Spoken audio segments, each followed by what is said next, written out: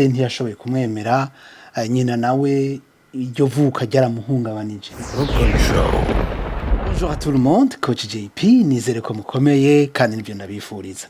Hariho abo bitariko bigenda neza, mwumve yuko Imana itanga kandi karyo, kandi ari vyiza kurindira uri kurakora, uri kuriyumvira, kuko Imana ihezagira ibivuye mu maboko yawe.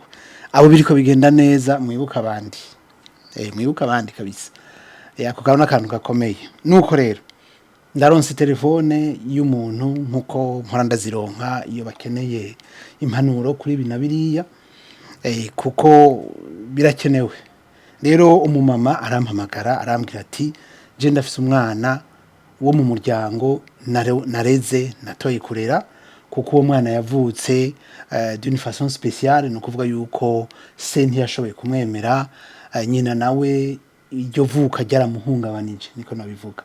Hama nkuko famille nyinshi zibikora, zidesida yuko uwo mwana agenda kurererwa kuri uwo mu mama, kandi yamutoye afite imyaka 2. Amugira uwiwe amushira mu bandi. Mugabo umwana uno munsi afite imyaka 15. Uwo mu mama agira ati rero umwana arambaza ibibazo byinshi ntafise inyishu. Hanyuma ibyo bikamutuma umwana yumva atamerewe neza, yumva hari ibintu bindi byojamwo ngo bimwibagize ibyo bintu yabayemo, kuko yabayeho atazi abavyeyi biwe.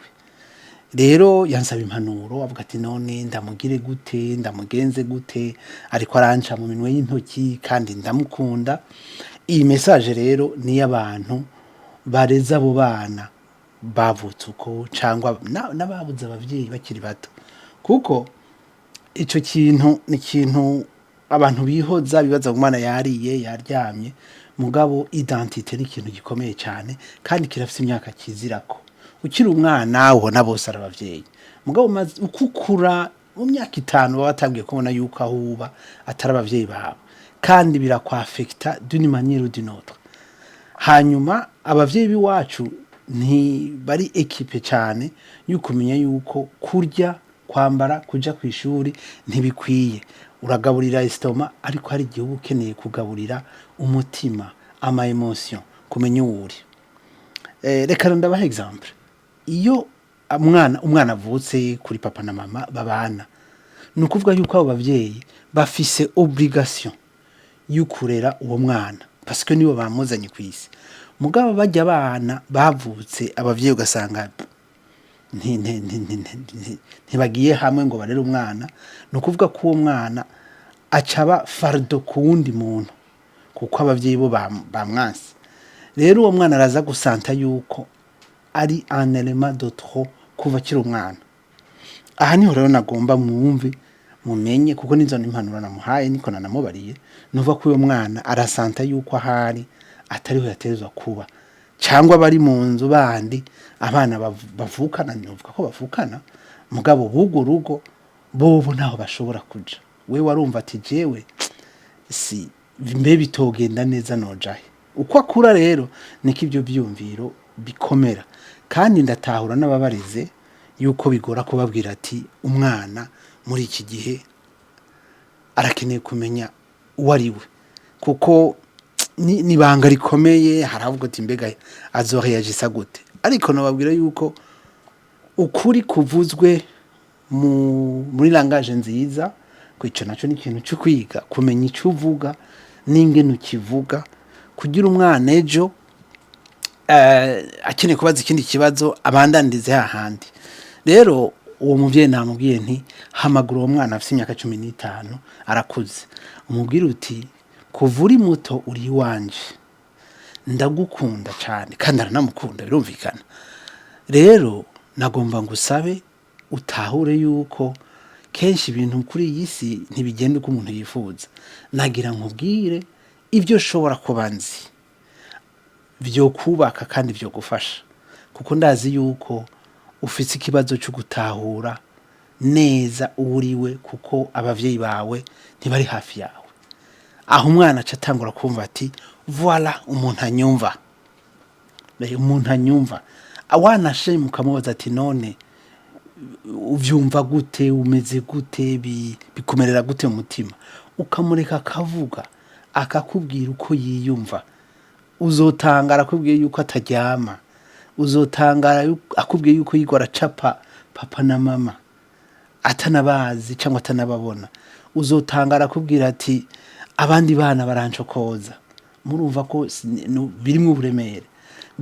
Uzotangara akubwiye ibintu ababanyi bamubariye, uzotangara akubwiye ivy'inshuti zamubariye utaruzi, parce que la société yiwacu surtout iravuga ibintu ibwira umwana hamwe usigara uvuga uti mana yanje, nukuraba amajambo abantu bavuga. Nizo nyigisho ntanga ngaha, ukuvuga kumenya ijambo ingene urishira kurindi, nukuri n'ingabirano mugana ibintu bikenewe cyane gose.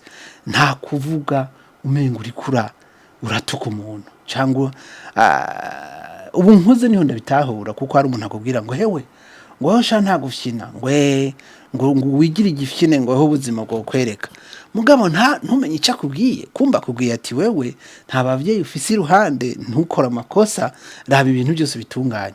Mugaye yakubwira ati mwana umviriza, ibintu bimeze uku nuku nuku nuku, ku myaka aba yaravye ko bikeneye, mugabo ndakurahiye hari abantu badeturiza wewe, cyangwa akagura ko atacu uzovamwo, cyangwa akagura ati wewe utimenyesha aho nta uzokuraba.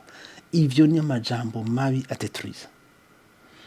Rero ndamubwira nti mwicarike umubwire ko ama information menshi akomeye uzomufasha kuyarondera, ukayarondera kuri nyina, bivanye n'ingene nyina azovuga, akumva ko hari umuntu ari nyuma yiwe ari supportive. Kuko when you now being supportive uburi kura deturiza. Hanyuma rero umwicarike, surtout umubwire ko namukunda, surtout umubwire yuko mubanye imyaka myinshi urukundo rwabaye rwinshi, kuko ayo majambo ni akeneye kumva ko hari umukunda, akeneye kumva ko hariho umufasha kwishura ibibazo afise. Ngaho umwana ashobora no kuba umuntu mwiza, atabaho akora ibikomeye, afasha abandi, yifashije, ashobora no kugira urugo akamera neza. Mugabo iyo umuntu amutuka sutamwibutsa ko atameze nk'abandi, uwo mwana azogomoka. Rero bantu mureza abo bana, ndabasaba kumviza impanuro, kuko muri ko murarira abantu bashobora kuba babandi, cyangwa bashobora kuba bashinga ntayo, bashobora gukora ibintu bikomeye. Kuko umwana avuka yera, c'est la société imuha ibintu, uko bimuhaye niko abyakira, kandi uko bimuhaye niko azobikoresha. Iyo tuko turabereka ko atari abantu nk'abandi, bazoba nk'abantu atari nk'abandi, bazogera ibintu, bazoba abantu qui vont détruire beaucoup de choses. Ibi rero so mucezo, iki ni kiganiro nkoze ngikuye ku mutima. Abo bantu kandi ni benshi, abo bantu ni benshi barerewe mu miryango bahakomerekera. Uwo mumama namushimiye cyane kubona yampamagaye, kuko yaranabikeneye, kandi azompenyisha kandi genda neza, kuko namubwiye ko uwo mwana nta bintu byinshi akeneye. Aba ahantu bamuha byinshi cyangwa bamuha bike, ari gufungura, ari kwambara, ibyo byose ni byiza. Mugabo akeneye kumva ko hari umukunda, kandi hari ugomba kumufasha gutora inyinshi ibibazo afise, ari vyerekeye identite yiwe. Hama mu nyuma ukamenyisha gukora cyane, akumva ko ari wazihagararako, n'abandi n'abafise abavyeyi bose nibo bihe batihagaze ko nta kigenda. Voilà, nibyo nashaka kubabwira. Uwo mumama yagize neza guhamagara, peut-être ko nawe wumva ko hari kibazo ufise, uwo mpamagara. Ibi ndabivuga par experience, amahirwe narayaronse y'ukuronka umuntu mbaza ikibazo akanyishura, kandi akanyishura ataca hirya, muga azi ingene abipanga n'ingene abivuga, n'imyaka noba nari mfise, ebana yarazi ingene abimbwira. Akambwira ati mbega wumva umeze gute, akimbabaza akacumva, akampa hage, akanyambira, akambwira niba hari situation yo muhira yo mu rugo itameze neza mu buryo, akavuga ati reka ubu ntitumerewe neza, uburyo nta buhari, reka ejo n'undi munsi, nico gituma nkuravuga ntejo n'undi munsi. Nukuri aranyiza gukora.